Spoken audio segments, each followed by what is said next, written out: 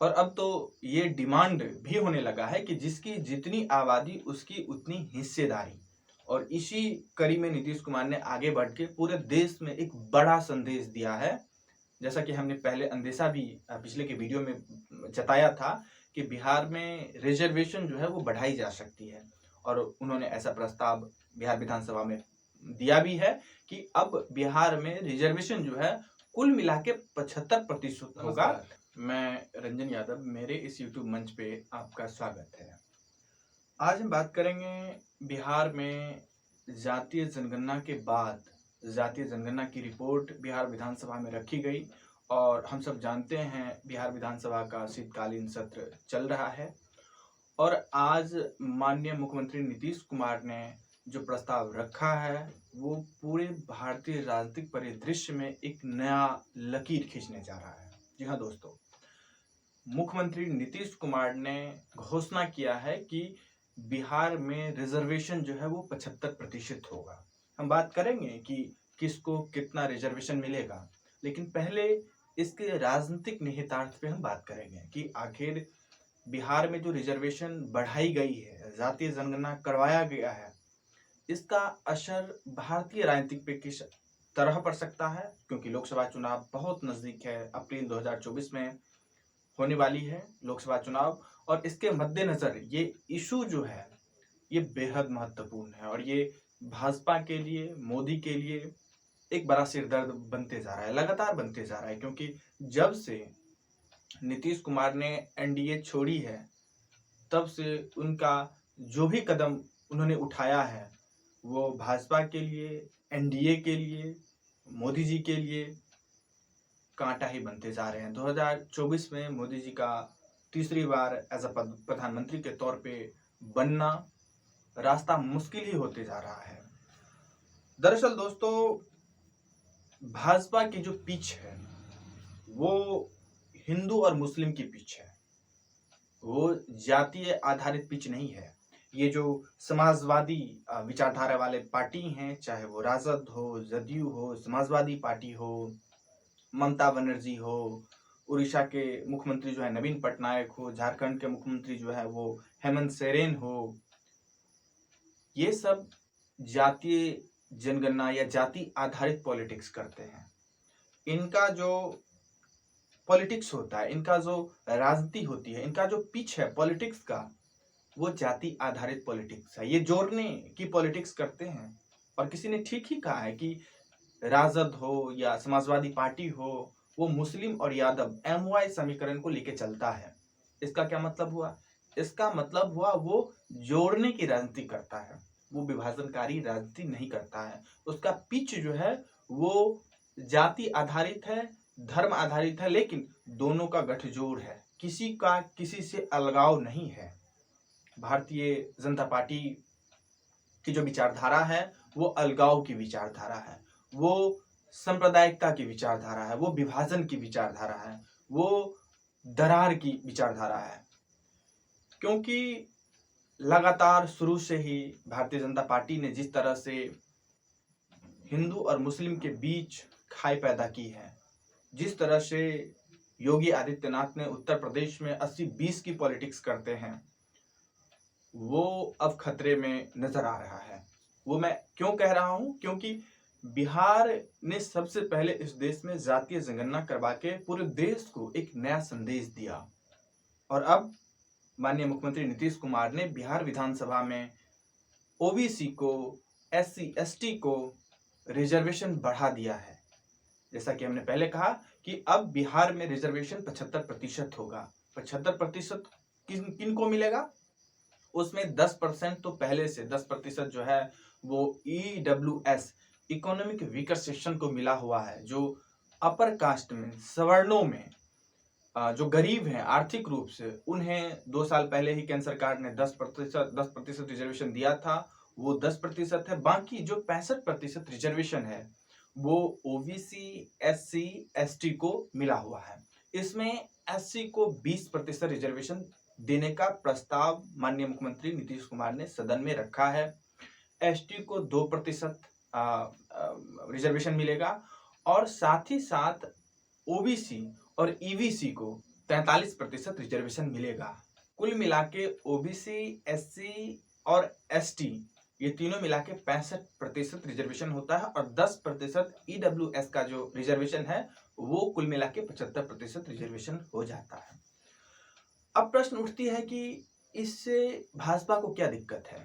अब भाजपा इस तरह से इस ट्रैप में फंस गई है कि उसे न तो उगलना बनता है और न ही निगलना बनता है। मैं ये इस वजह से कह रहा हूं क्योंकि बीजेपी न तो कास्ट सेंसस का सपोर्ट कर पा रही है खुल के और न ही खुल के वो इसका विरोध कर पा रही है। उसका वजह है, उसकी रीजनेबल तार्किक आधार है, क्योंकि बीजेपी पूरे हिंदू जितने भी मतलब हिंदू धर्म में जितने भी कास्ट हैं, चाहे सवर्ण हो, ओबीसी, एससी, एसटी हो, ये सारा वोट बैंक अपना समझती है। वो इन सब को एकजुट करके और मुस्लिम का विरोध करके चुनाव जीती आई है। उसका सबूत भी है, 2014 हो, 2019 हो या बाकी जो और विधानसभा चुनाव है 2017 और 22 का उत्तर प्रदेश का विधानसभा चुनाव हो, तो खासकर कास्ट बेस्ड जो पॉलिटिक्स है इसका असर ज्यादातर बिहार और उत्तर प्रदेश में देखने को मिलती है।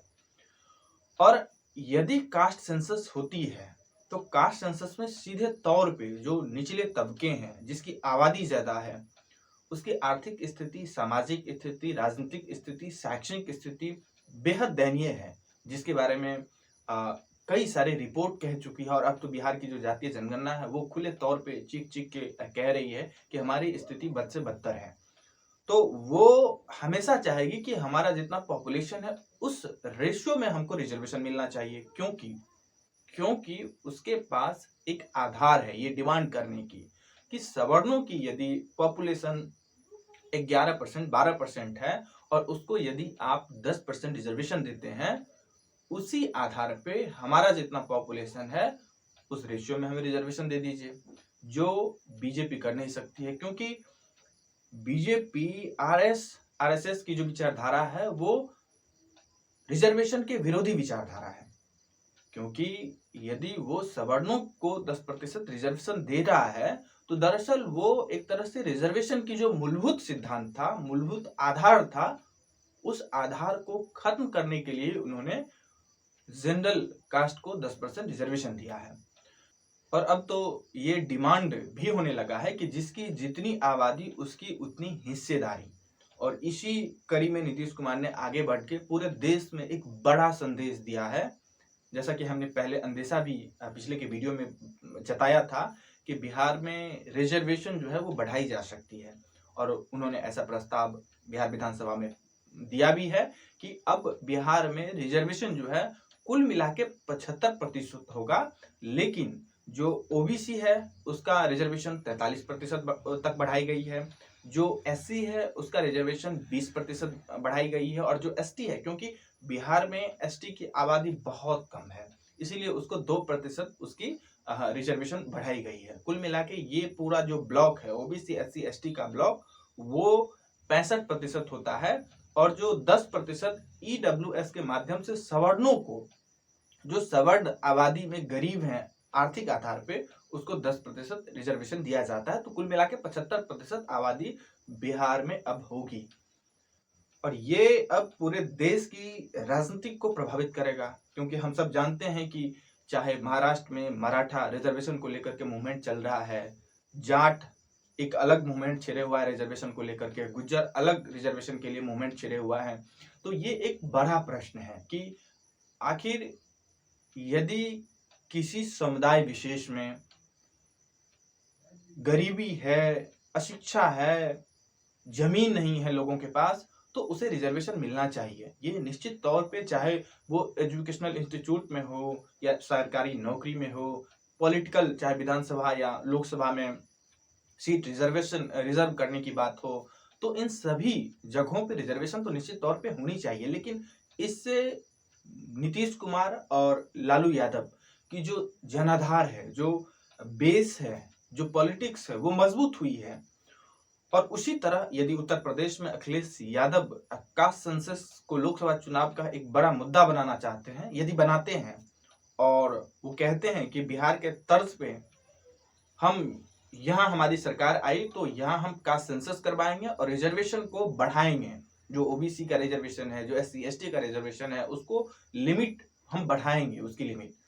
तो बिहार में, उत्तर प्रदेश में एक बड़ा चेंजिंग देखने को मिल सकता है। और ये दो स्टेट में इसलिए कह रहा हूं क्योंकि कास्ट बेस्ड पॉलिटिक्स जो है ये बिहार और उत्तर प्रदेश में सबसे ज्यादा होती है। होती तो बाकी और भी राज्यों में है, लेकिन इन दो स्टेट में ज्यादा होती है। अब एक कानूनी जो पेंच है कि कई बार सुप्रीम कोर्ट ने अपने जजमेंट में ये कह चुकी है कि रिजर्वेशन का जो आ, आ, दायरा होगा वो 50% से ज्यादा नहीं होनी चाहिए। और आज तक यही होते आया है कि 27% ओबीसी को मिलता था, 22% एससी को मिलता था, एससी एसटी को मिला करके 17% और 5.5% करके जो है, तो 27% और 22.5% ये ओबीसी और एससी एसटी को रिजर्वेशन मिलता था, और ये कुल मिला के 49.5% होता था। और पिछले 2 साल 2021 में मोदी सरकार ने ईडब्ल्यूएस रिजर्वेशन जो दिया वो संविधान संशोधन करके अलग से 10% रिजर्वेशन दिया है सवर्णों को, सवर्णों में जो आर्थिक आधार पे गरीब हैं उनको। तो क्या ये चैलेंजिंग एक मुद्दा है कि सुप्रीम कोर्ट में ये मुद्दा लटक न जाए, सुप्रीम कोर्ट जो है इसे रोक न दे? हालांकि एक चीज जरूर है कि जो साउथ की कुछ राज्य हैं, जो दक्षिण भारत के कुछ राज्य हैं, तमिलनाडु हो गया या बाकी और भी जो राज्य हैं, उसमें रिजर्वेशन ये लिमिट जो है 50%, इससे ज्यादा है। तमिलनाडु में 69% रिजर्वेशन है, बाकी और भी राज्य में होंगे, मुझे अभी तक जानकारी नहीं है। लेकिन ये एक पेंच हो सकता है कि यदि इसको चुनौती दिया जाए, चैलेंज किया जाए सुप्रीम कोर्ट में, तो इस पे क्या डिबेट आता है, ये क्या फंस सकता है। लेकिन एक चीज तो निश्चित है कि राजनीतिक तौर पे नीतीश कुमार और लालू यादव एक बढ़त गेन कर चुके हैं, क्योंकि यदि ये फंसता भी है, ये तुरंत इम्प्लीमेंट भी नहीं होता है, कोर्ट में ये मामला जाता है, तो एटलीस्ट वो 2024 के लोकसभा चुनाव में इतना तो जरूर कह सकते हैं कि हमने कास्ट सेंसस करवाया है, हमने रिजर्वेशन की जो लिमिट है उसे बढ़ाया है। यदि है हिम्मत तो बीजेपी करवा ले। हालांकि अभी हाल ही में 5 नवंबर को मुजफ्फरपुर में अमित शाह जनसभा को संबोधित कर रहे थे, एक रैली को, और उसमें उन्होंने जातीय जनगणना पे आपत्ति दर्ज की। उन्होंने कहा कि इसमें खामियां हैं, यादव और मुस्लिम की जनसंख्या को बढ़ाया गया है, और ये जो है जातीय जनगणना, इसमें कुछ जातियों को कम करके दिखाया गया है। हालांकि नीतीश कुमार ने इसका भी जवाब सदन में ही आज दे दिया, और उन्होंने कहा कि यदि बीजेपी के आला कमान को या बीजेपी को, मोदी जी को, अमित शाह को ऐसा लगता है कि यदि हम किसी कास्ट की जनसंख्या को बढ़ाए हैं, किसी कास्ट की जनसंख्या को घटाए हैं, तो केंद्र सरकार खुद करवा ले।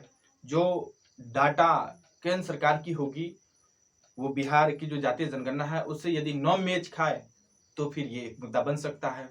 तो इशारे में उन्होंने बहुत कुछ कह दिया, और वो हालांकि चाहते हैं नीतीश कुमार की बिहार में जो ये पॉलिसी इंप्लीमेंट हो, रिजर्वेशन का जो लिमिट हमने बढ़ाया है वो सर्वसम्मति से हो, बीजेपी हो या बाकी जो दल के लोग हैं उनको कॉन्फिडेंस में लेकर के हम आगे बढ़ें। हालांकि इससे बीजेपी की जो मुश्किलें हैं वो लगातार बेहद मतलब मुश्किलें बढ़ने वाली है, क्योंकि वो इसका विरोध भी नहीं कर सकती है और ये इसको सपोर्ट भी नहीं कर सकती है। क्योंकि यदि वो सपोर्ट करती है जातीय जनगणना का, बिहार हो या पूरे भारत में, तो जितने भी सवर्ण हैं वो उससे कट जाएंगे, क्योंकि सवर्ण नहीं चाहते हैं कि जातीय जनगणना हो।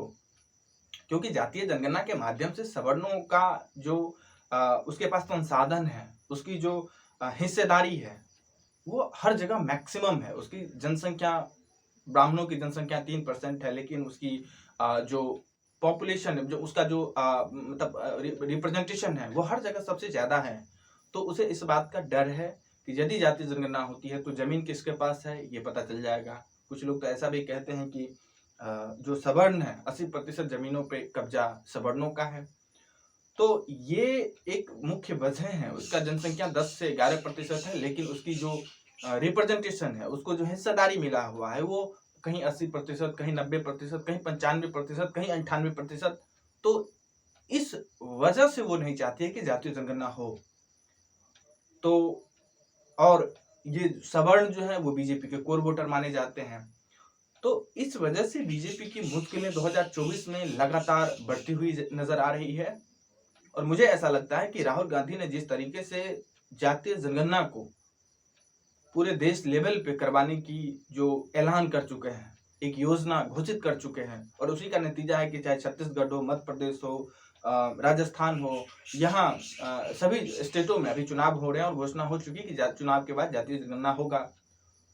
आंध्र प्रदेश में जो वहाँ के मुख्यमंत्री हैं, उन्होंने घोषणा कर दिया है कि हम जातीय जनगणना करवा रहे हैं। कर्नाटक में ऑलरेडी जातीय जनगणना हो चुका है, उसकी डाटा पब्लिश करनी है।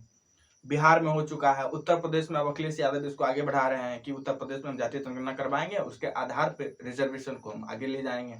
रिजर्वेशन की जो एक बॉन्डिंग है 50% से आप ज्यादा नहीं रिजर्वेशन दे सकते हैं, उसको हम बढ़ाएंगे, उसकी लिमिट को हम आगे ले जाएंगे, बढ़ाएंगे।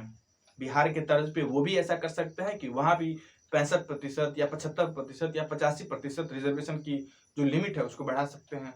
तो ये एक तरह से बड़ा मुद्दा बनने जा रहा है लोकसभा चुनाव 2024 के लिए। और बीजेपी की मुश्किलें कहीं से भी कमतर नजर नहीं आ रही है, लगातार बढ़ती जा रही है। एक तो जातीय जनगणना हुआ था, ये एक बड़ा मुद्दा बन चुका था। अब दूसरी तरफ ये रिजर्वेशन भी बढ़ा दिए हैं नीतीश कुमार ने, तो ये तो एक तरह से जंगल में आग की तरफ फैलेगा। ये जो इश्यू है, ये जो मुद्दा है, ये पूरे भारत में मतलब इतना बड़ा मुद्दा बन चुका है कि इसका कोई काट न तो बीजेपी सनातन से दे पाएगी, न बीजेपी हिंदुत्व से दे पाएगी, और न ही बीजेपी जो भारत और इंडिया के नामों को लेकर के एक नया मतलब जंग छेड़ी थी कि इसे मुद्दा बनाते हैं, ये भी नहीं चल पाएगी। दरअसल दोस्तों बात ये है कि अभी जो बीजेपी की पॉलिटिक्स है वो अपने पिच पे खेल नहीं रही है। 2024 का लोकसभा चुनाव हो या 2019 का लोकसभा चुनाव हो, बीजेपी जो जीती उसकी सबसे बड़ी खासियत थी कि बीजेपी अपने पिच पे खेल रही थी। उसका अपना इशू होता था, वो एजेंडा खुद सेट करती थी और नैरेटिव बनाती थी, उसके आधार पे वो चुनाव लड़ती थी और जीतती आई है। इस बार परिस्थिति बिल्कुल अलग है। इस बार विपक्ष एजेंडा सेट कर रहा है। इस बार मोदी जी विपक्ष के पिच पे जाके खेल रहे हैं, इसीलिए संभावना कम है कि इस बार बीजेपी को, मोदी जी को सफलता मिले, क्योंकि वो अपने पिच पे इस बार नहीं खेल रहे हैं, वो बीजेपी विपक्ष के पिच पे जाके खेल रही है।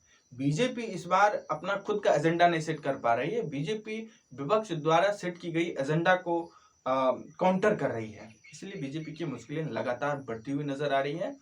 आज बस इतना ही। अच्छा लगा हो तो प्लीज लाइक करें, शेयर करें, सब्सक्राइब करें, और आपकी जो राय इस मुद्दे से जुड़ी हो प्लीज कमेंट करके जरूर दर्ज करें। धन्यवाद।